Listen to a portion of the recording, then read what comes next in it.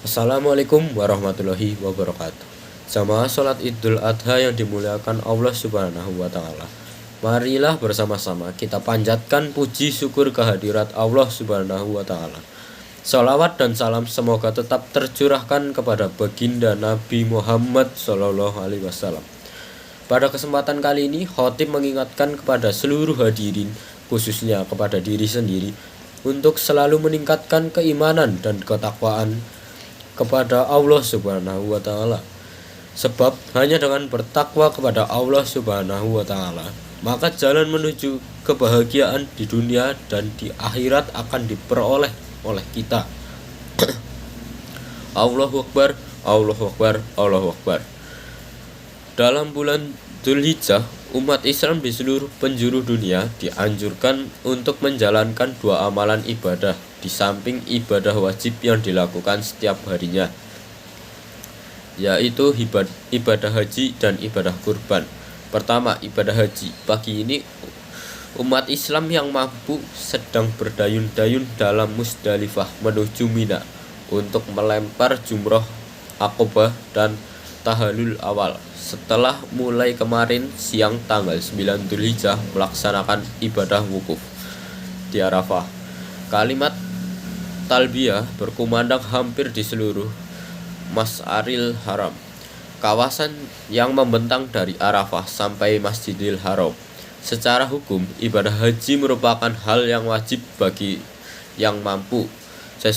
Hal ini sesuai dengan firman Allah Subhanahu wa Ta'ala dalam Al-Qur'an surat Ali Imran ayat 96. Allahu Akbar, Allahu Akbar, Allahu Akbar, walillahil hamdu. Jamaah sholat Id rahimakumullah. Anjuran ibadah yang kedua yakni ibadah kurban. Ibadah ini berhukum sunnah ain bagi individu dan sunnah kifayah bagi anggota keluarga. Hal ini memiliki kaitan dengan ibadah haji yang bersumber dari ajaran Nabi Ibrahim alaihissalam. Pada hari ini lebih dari 3000 tahun yang lalu Nabi Ibrahim menjalankan praktek keagamaan yang penuh dengan nilai-nilai keilahian, kesabaran dan pengorbanan kepada manusia. Pada saat itu Nabi Ibrahim diuji oleh Allah dengan ujian yang sangat luar biasa. Nabi Ibrahim bermimpi diperintah Allah untuk menyembelih putranya tercinta Ismail alaihissalam. Hal ini sebagai yang disebutkan dalam Al-Qur'an surat As-Safa 100-111. Allahu Akbar, Allahu Akbar, Allahu Akbar. Selain itu, yang lebih penting adalah bagaimana memetik pelajaran dari perintah Allah tersebut dalam kehidupan saat ini.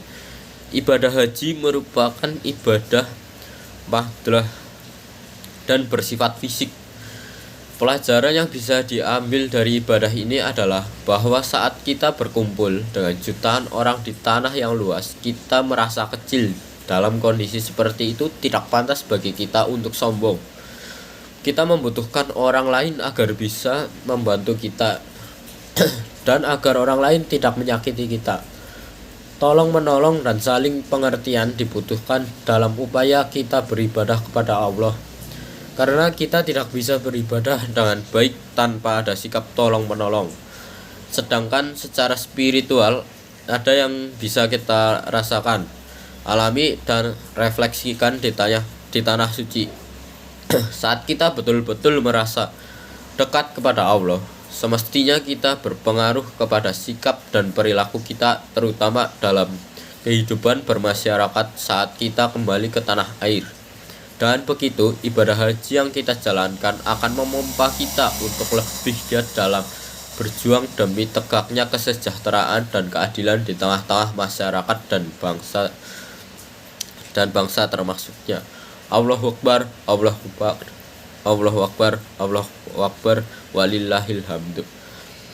Adapun pelajaran yang bisa kita ambil dari ibadah kurban adalah kehidupan ini tidak semata-mata materi, tetapi ada yang lebih dari itu, yaitu spiritual.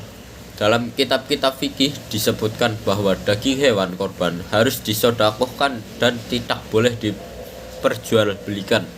Karena itu dalam berkorban kita diajari bahwa hidup Ini semuanya tidak bisa sekedar materi, tidak sekedar dihitung dengan uang.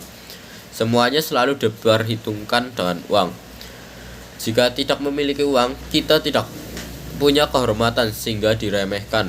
Padahal uang bukanlah segala-galanya.